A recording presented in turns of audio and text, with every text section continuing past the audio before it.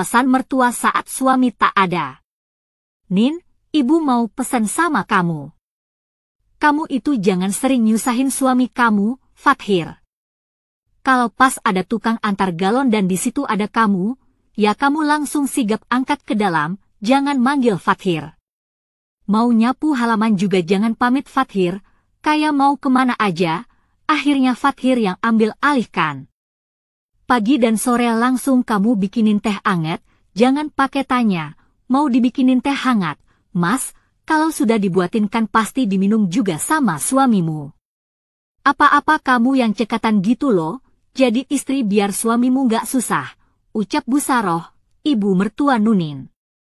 Tadinya Nunin sedang melihat punggung suami dan ayah mertuanya yang semakin menjauh, mereka menuju masjid untuk sholat Jumat di masjid.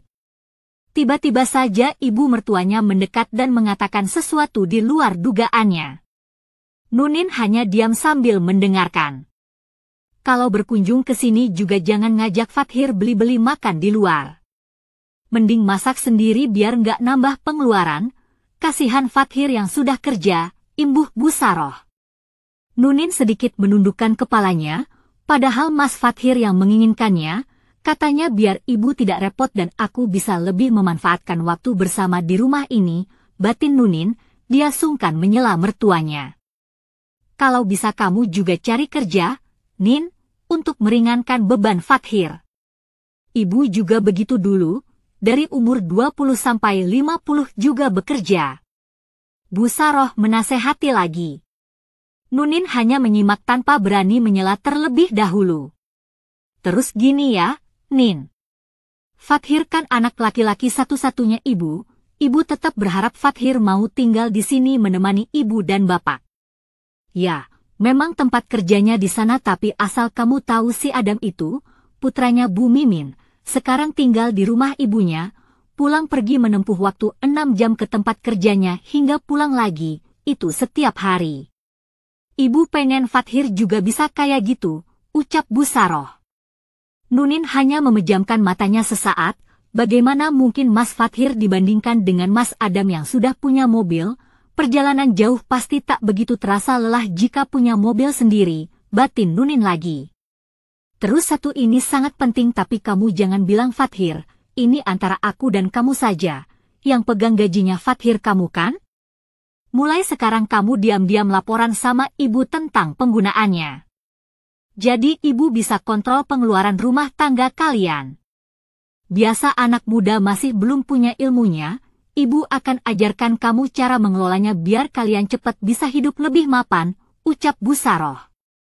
Kali ini Nunin tersentak. Bibirnya ingin sekali menjawab. Tapi, Bu, sudah kamu nurut aja, saut Bu Saroh. Maaf, Bu. Maksud Nunin begini. Ucap Nunin terpotong karena Bu Saroh langsung menyela. Nin, kamu itu kan sebenarnya orang lain, ada di sini karena dinikahi Fathir. Meskipun sudah nikah, Fathir itu masih milik ibu jadi kamu sebaiknya tidak protes. Lagi pula ini juga demi masa depan Fathir yang lebih baik. Bu Saroh seolah tak mau tahu dengan pendapat Nunin mengenai permintaannya itu. Nunin sebenarnya tidak setuju, tetapi dia tidak diberi kesempatan untuk mengutarakan penolakannya. Kamu jangan bilang semua pesan ibu tadi pada Fathir, jangan nambahin beban pikirannya. Jadi istri itu yang kuat dan harus pintar dalam segala hal, ucap Bu Saroh lagi kemudian beranjak meninggalkan Nunin. Nunin mengawang pandangannya ke depan. Dia tidak menyangka jika ibu mertuanya berpesan banyak hal padanya ketika suaminya tidak di sampingnya. Selama ini memang ketika di rumah mertuanya, Nunin hampir selalu didampingi Fathir namun karena kali ini Fathir harus menunaikan sholat Jumat, akhirnya meninggalkan Nunin sendiri bersama ibunya. Nunin masuk ke kamar sambil merenung, tak sengaja bulir-bulir kecil membasahi pipinya. Entah sudah berapa lama dia menangis, tiba-tiba suaminya mengetuk pintu. Mendengar itu, buru-buru Nuni mengusap air matanya hingga tak berbekas. Assalamualaikum, sayang, ucap Fathir lalu menutup pintu lagi. Fathir terduduk di ranjang, Nunin langsung mencium tangan suaminya. Waalaikumsalam, Mas. Sudah sholat duhur? Tanya Fathir. Nunin menggeleng. Yuk kita sholat jamaah, ajak Fathir. Mas kan sudah sholat di masjid, kenapa sholat lagi sama aku, ucap Nunin. Ya nggak apa-apa, biar istri Mas juga dapat pahalanya sholat berjamaah, jawab Fathir dengan senyuman. Nunin tersenyum. Tunggu, kenapa ini? Tanya Fathir sambil menyeka sisa air mata yang masih menempel di sudut mata Nunin. Kamu habis nangis. Nunin segera menggeleng, nangis? Ngapain aku nangis, Mas? Mas ada-ada aja, aku terharu sama ucapan Mas Fathir barusan jadi mungkin gak terasa air mataku keluar. Fathir menghela napasnya, aku takut banget kalau sampai kamu nangis, aku takut menyakitmu, sayang. Kamu istri solehah, kamu sudah banyak berkorban banyak hal termasuk harta dan benda yang kamu miliki buat suamimu yang tidak becus ini. Mas suami yang tidak sempurna untukmu, Mas. Ucapan Fathir terpotong karena Nunin menempelkan ibu telunjuknya tepat di bibir Fathir. Stop, Mas. Jangan dilanjutkan, Nunin gak tahan. Apapun yang kukorbankan demi kamu, aku ikhlas, Mas. Jangan terus mengungkit-ungkitnya. Satu lagi, Mas itu suami sempurna di mataku, jangan pernah menganggap rendah dirimu karena sesuatu yang belum pasti. Allah lebih kuasa dari segala kepastian yang pernah diucapkan oleh manusia. Yakinlah, Mas, ucap Nunin. Fathir memandang istrinya dengan derayan air mata. Kemudian dia memeluk istrinya.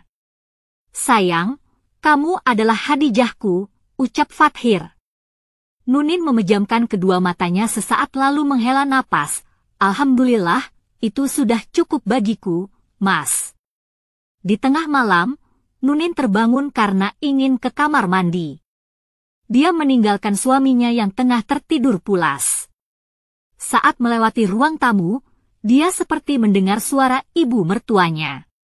Dia mengintip sedikit, ternyata ibu mertuanya sedang mengobrol lewat telepon. Malam-malam begini teleponan sama siapa? Gumam Nunin dalam hatinya.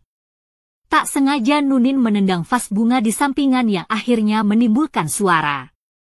Bu Saroh langsung menoleh dan beranjak. Dia menghampiri Nunin. Nunin, ngapain kamu di situ? Tanya Bu Saroh. Nunin tersenyum. Nunin mau ke kamar mandi, Bu. Ya udah sana, suruh Bu Saroh. Nunin mengangguk lalu melanjutkan apa yang menjadi tujuannya tadi.